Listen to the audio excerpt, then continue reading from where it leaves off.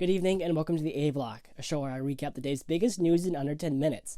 I'm Steven Schroeder. Thank you for joining me. Today's top stories start right after this.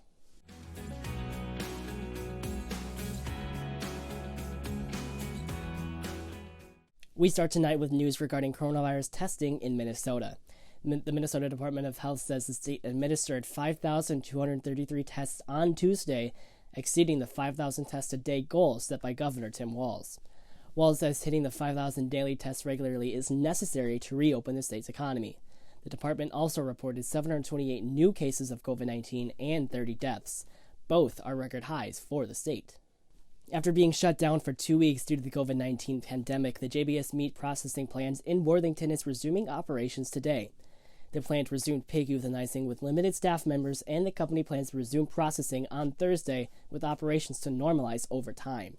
JBS USA suspended operations at the plant on April 20th due to concerns surrounding the COVID-19 outbreak among workers.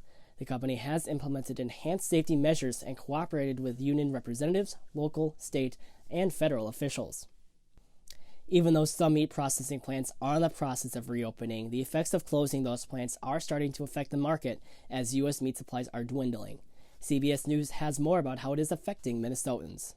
Consumers are starting to see new signs in stores. Costco was out in front on meat restrictions, allowing 3 items per member. I think it's a good idea given when this all started, things were disappearing quickly and there was hoarding going on. Beginning on Wednesday, Hy-Vee and Lunds & Byerly's will follow suit, each allowing 4 items from the meat department. And they'll have to eat more vegetables and fruits. Karen Schaefer, executive director of Minnesota Beef Council, says meat processing is down 30%, but this is the time of year they ramp up production, getting ready for grilling season. The methodology behind possibly limiting some of the amounts that people can buy of certain products is to make sure that we don't have that run on certain products. Well, you may not find every cut you're looking for. Schaefer says there will be meat on shelves and adds they also have beef in what's called cold storage. It just needs to get to its final destination. Trader Joe's tells me they are not experiencing any shortages and currently are not limiting any products. The same goes for Target. Kowalski said supply is tight and product may look lean, but the store doesn't think it will get worse than it is now. Cub and Coburn says there has been some product disruption, but so far there are no restrictions for customers. Still, Cub asked people to limit their purchases to match the needs of their family. I think also it's just thoughtful for others. I mean, how much do we need at one time anyway? So get what you need and go back later when you need to. Yesterday, Minnesota Governor Tim Walz and state officials gave an update surrounding the state's budget. CBS News has more about how the state's budget is holding up as a result of the COVID-19 pandemic. It's very difficult to believe this was the budget forecast just 9 weeks ago. The good news for Minnesotans is our budget outlook remains stable. The forecasted balance for fiscal years 2021 is $1.513 billion. And now, we now project a $2.426 billion deficit for the current biennium, fiscal years 2020 and 2021. The stunning turnaround is cushioned by the state's $2.4 billion budget reserve fund.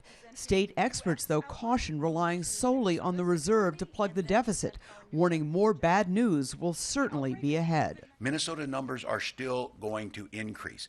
Minnesota's numbers, we are not at our peak yet, and there are some dark days ahead of us. The governor says all options for slashing the deficit are on the table, including layoffs. The next wave in terms of the unemployment may be state, local, and county officials. In a bright note, the governor did authorize hospitals and clinics to resume elective visits and surgeries, saying for now the state has the capacity and the protective equipment to handle them. We believe that they're prepared to do it, and this action is consistent with guidance from the Centers for Disease Control and Prevention and the Centers for Medicare and Medicaid Services, CMS. Despite the grim budget outlook, Governor Walz has to be buoyed by a new Survey USA KSTP television poll that says at this point, 82% of Minnesotans approve of the way he's handling this COVID crisis.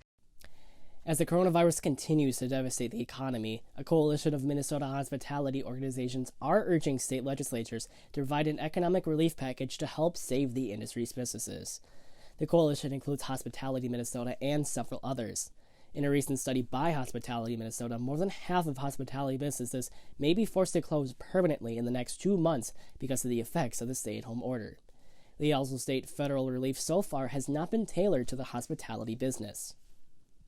As the last story explains, local restaurants, bars, bakeries, and more have been some of the hardest hit businesses during the pandemic. Now a new online effort that has been successful in other cities is here to help. CBS News explains more on how it plans to save local Twin Cities businesses. This is the Union Monk Kitchen, a food truck-style restaurant connected to Sociable Cider Works in Northeast Minneapolis, a quickly growing business that was about to open a brick and mortar. We kind of had the ultrasound, and we're all like, yes, like, you know, you see the legs and arms, and literally 3 days later,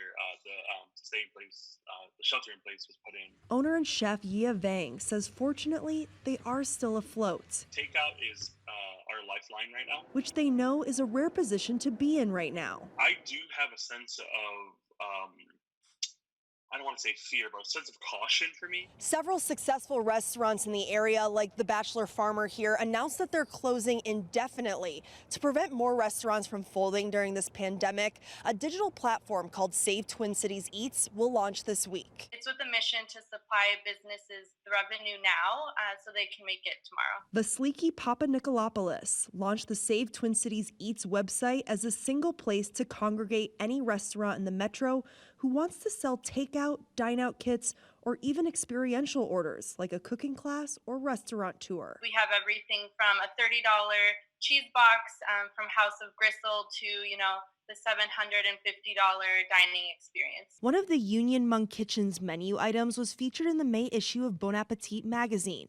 They are selling the meal kit to make this recipe on Save Twin Cities Eats website. They want to see us survive. As the coronavirus continues to devastate many local communities, the Leech Lake Band of Ojibwe are asking non-residents to avoid traveling through the reservation in northern Minnesota as the community deals with the pandemic. Leech Lake Chairman Farron Jackson says the band is, quote, taking every precaution to ensure that health and well-being of our community is protected, end quote. Jackson is urging those who live more than a county away from the reservation's boundaries to please stay home. In a statement, the Leech Lake Band says American Indians are found to have higher chances of underlying medical conditions, which makes them more vulnerable to the coronavirus. Switching to political news, a Republican state senator from northern Minnesota is drawing criticism after posting a video questioning why campgrounds are closed while the homeless populations live in tents during the coronavirus pandemic. In a video posted to Twitter, Senator Justin Eichhorn of Grand Rapids was seen in St. Paul and referred to a, quote, nice little tent city set up here, end quote, while calling on Governor Tim Walz to open up campgrounds in northern Minnesota. Many have criticized the video as being out of touch. Eichhorn says he was trying to convince the governor to, quote, take heed of the dismal economic conditions, end quote, Minnesotans are facing. In more political news, the Supreme Court says Justice Ruth Bader Ginsburg has been hospitalized with an infection caused by a gallstone. The 84-year-old justice underwent non-surgical treatment on Tuesday at Johns Hopkins Hospital in Baltimore for a benign gallbladder condition. The justice expects to be in the hospital for a day or two. Ginsburg took part in the court's telephone arguments earlier this week. Earlier this week, President Donald Trump said the COVID-19 task force would be winding down. That focus is now shifted as the president said in a tweet on Wednesday that it would continue on indefinitely but instead focus on restarting the economy. A White House official acknowledged winding down the task force sent the wrong message and additionally stated some members in the task force will change as the nature of the crisis evolves. And finally tonight, in otter news, literally the story is about adorable otters. If you've had the chance to see them playing at the zoo, they're often juggling rocks or pushing around pebbles.